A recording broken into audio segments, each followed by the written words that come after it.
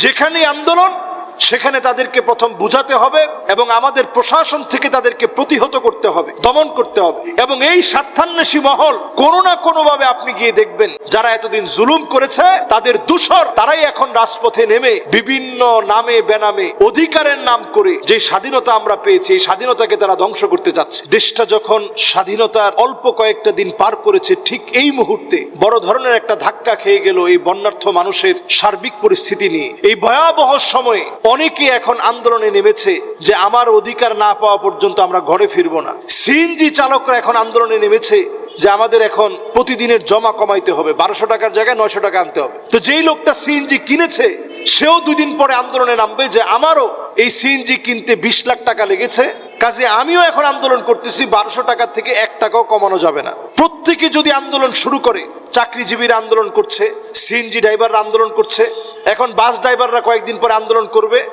যে এই মেট্রোর কারণে মিরপুরের যে যাত্রীরা আগে আমরা পেতাম এখন আমরা অনেক দিন পাই নাই, কেন পাই নাই, আমাদের টাকা ফেরত দাও।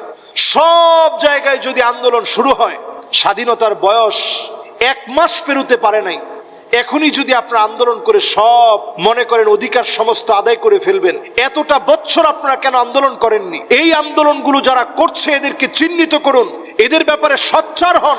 বিশেষ করে ছাত্র জনতার সোচ্চার হওয়া উচিত। আপনি গিয়ে দেখবেন কোনো না কোনো ভাবে তারা চক্রান্তের অংশ বিশেষ। বড় আন্দোলনের সফলতায় যে বিজয় এসেছিল এই বিজয়কে প্রশ্নবিদ্ধ করার জন্যে তারা এখন এই ছোট ছোট ছোট ছোট আন্দোলনের রূপ নিচ্ছে। নানাভাবে তারা এগুলোর মধ্যে ফান্ডিং করছে। এই মানুষগুলোকে আপনারা অবশ্যই এখন থেকেই তাদেরকে আর সুযোগ দেওয়া যাবে না। যেখানে আন্দোলন সেখানে তাদেরকে প্রথম বুঝাতে হবে এবং আমাদের প্রশাসন থেকে তাদেরকে প্রতিহত করতে হবে, দমন করতে হবে।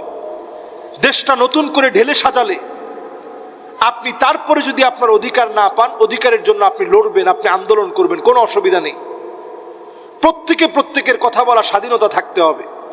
কিন্তু দেশটা মাত্র একটা মোড় ঘুরে দাঁড়িয়েছে। এত বড় রণক্ষেত্র হওয়ার পরে স্বাধীনতার সুখ মাত্র পাচ্ছে মানুষ, কথা বলার অধিকার পাচ্ছে, সব কথা এখন আমরা বলতে পারছি। এই সময়ে যদি আপনি চিহ্নিত শত্রুদের বিরুদ্ধে না কথা বলে আপনি আপনার নিজের কিছু স্বার্থের জন্য কথা বলেন, তাহলে আপনি স্বার্থান্বেষী। এবং এই স্বার্থান্বেষী মহল কোনো না কোনোভাবে আপনি গিয়ে দেখবেন যারা এতদিন জুলুম করেছে তাদের দূষর তারাই এখন রাজপথে নেমে বিভিন্ন নামে বেনামে অধিকারের নাম করে বরং এই আন্দোলনকে যে স্বাধীনতা আমরা পেয়েছি এই স্বাধীনতাকে তারা ধ্বংস করতে যাচ্ছে। এজন্য তাদের ব্যাপারে সোচ্চার হওয়া লাগবে। প্রিয় ভাইয়েরা আমার, ধৈর্য ধরতে শিখেন। এত বছর আমরা সবর করেছি। সবচেয়ে মাজলুম যেই ইসলামী আন্দোলনের ভাইয়েরা হয়েছে আজকে দেখেন তাদের নাম লুকে লুকে মুখে মুখে। কেন? কারণ তারা সবচেয়ে বেশি মাজলুম হয়েছে। আপনি আর কতটুকুন মাজলুম হয়েছেন?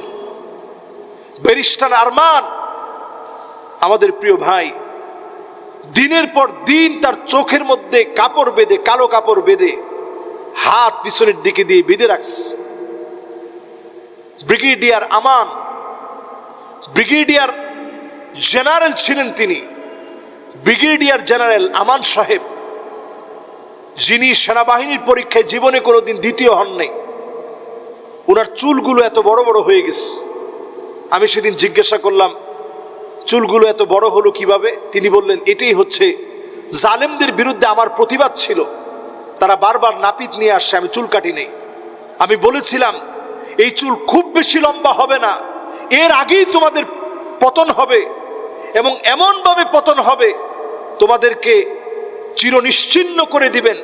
জাতি তোমাদের এই জুলুমের কথা মনে রাখবে, কি পরিমাণ জুলুম তোমরা করেছ। আজকে প্রায় সময় ওই জালেমরা যখন কথা বলে তারা দেখবেন বলে যে আমরা কি অপরাধ করেছি। শুধু ব্রিগেডিয়ার জেনারেল আমানের সাথে যে অপরাধ হয়েছে, অ্যাডভোকেট আরমানের সঙ্গে যে অপরাধ করেছে, এই 2 অপরাধের শাস্তি যদি তাদেরকে দেওয়া হয় মরণোত্তর কয়েকবার ফাঁসি দেওয়া লাগবে। এত পরিমাণ অত্যাচার তারা করেছে। দিনের পর দিন সেদিন এই ভাইটাকে যখন দেখতে গেলাম, অ্যাডভোকেট আরমান ভাইকে যখন, ব্যারিস্টার আরমান ভাইকে যখন দেখতে গেলাম, ওনার চেহারার মধ্যে আমি হাসি দেখতে পেলাম। বারবার তিনি আস্তাগফিরুল্লাহ আস্তাগফিরুল্লাহ পড়তেছেন, চোখের মধ্যে কাঁদতে কাঁদতে ছানি পড়ে গেছে। এবং আমি অবাক হয়ে ওনার চেহারার দিকে তাকিয়েছিলাম আর ভাবছিলাম, কলিং বেল চাপলে তার মায়ের মনটা কেমন লাগতো। যে কোনো সময় কলিং বেল চাপলেই মনে হতো এই তো মনে হয় আরমান এসেছে। একটা আননোন নাম্বার থেকে ফোন আসলে কলিজার মধ্যে সাত করে উঠতো, মনে হয় আমার আরমান ফোন দিয়েছে। দিনের পর দিন এই ভাইয়েরা জুলুমের শিকার হয়েছে। যাদের জুলুম, যারা মাজলুম হওয়ার পরে, দিনের পর দিন জুলুমের শিকার হওয়ার পরে আমরা একটা নতুন সূর্য পেয়েছি, নতুন একটা স্বাধীনতা পেয়েছি। এখনই যদি আমরা অস্থির হয়ে যাই, এই ভাইদের সঙ্গে বিশ্বাসঘাতকতা করা হবে। আমাদের কত প্রাণ চলে গেছে, কত ভাই চোখ হারিয়েছে, হাত হারিয়েছে, পা হারিয়েছে। অন্তত সহমর্মিতার হাত বাড়িয়ে দিয়ে আমরা একটু সবর করতে শিখি। কয়েকটা দিন তো হলো, একটু ধৈর্য ধরুন। তারা আগে নিজেদেরকে শক্ত করুক। শক্ত করার পর আপনি আপনার অধিকার পেয়েছেন কিনা আপনি একটু দেখবেন। আমার কাছে তো মনে হয় এখন যারা আছে তারা কথা শুনে আলেমদের সঙ্গে সম্পর্ক রাখে। আমরা ভুল ধরিয়ে দিলে অবশ্যই তারা শুধরে নিবে। আমাদের সঙ্গে তাদের সেই সুসম্পর্ক রয়েছে। আল্লাহ রাব্বুল আলামিনের কাছে আমরা ফরিয়াদ করি, এই সময় আল্লাহ আমাদেরকে বুঝ দান করুক, অহেতুক আন্দোলন করা থেকে আল্লাহ আমাদেরকে বিরত রাখুক। আসসালামু আলাইকুম ওয়া রাহমাতুল্লাহি ওয়া বারাকাতুহু। আলোর পথে 24 24 ঘন্টা শুধু ইসলাম প্রচার।